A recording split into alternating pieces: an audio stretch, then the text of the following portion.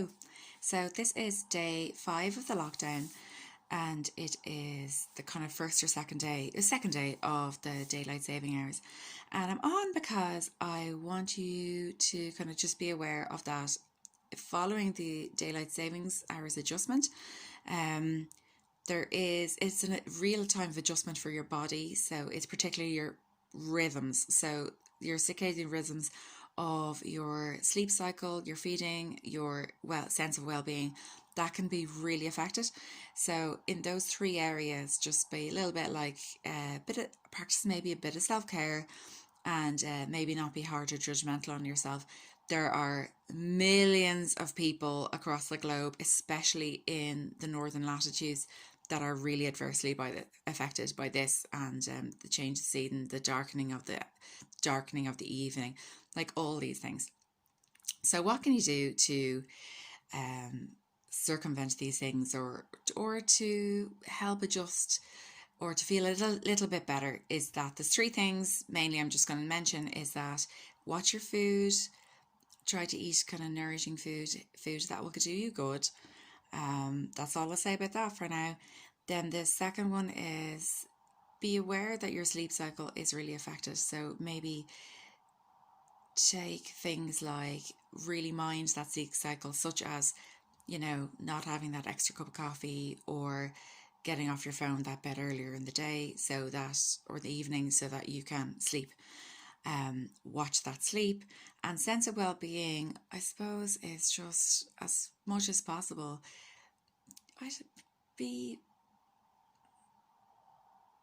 mindful that you need a little bit extra care, and what that is for various people, it's different for various people. So for me, it would be like, I talk to friends and family, I reach out to people, and talking to people makes me feel brilliant.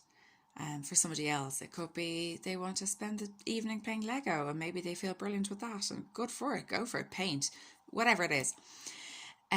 There's one thing that also, there's another thing, is like exercise. That helps all of the 3. So exercise, and then one of the massive ones is get outside, go for a walk. Get outside, get that feel good vitamin D into you by the lovely sunshine that there is. And if you could do that every day, that would be brilliant. And if you can't do it every day, do it every other day, but be mindful of it. So if you can't go for that full walk, maybe you're gonna go just park a little bit further from the shops, or you're going to take the bins out. I don't know, something, just a little bit, tiny bit, going outside, breathe in fresh air. And more than anything, though, get out in that sun. So yeah, if during the day, it would be most beneficial.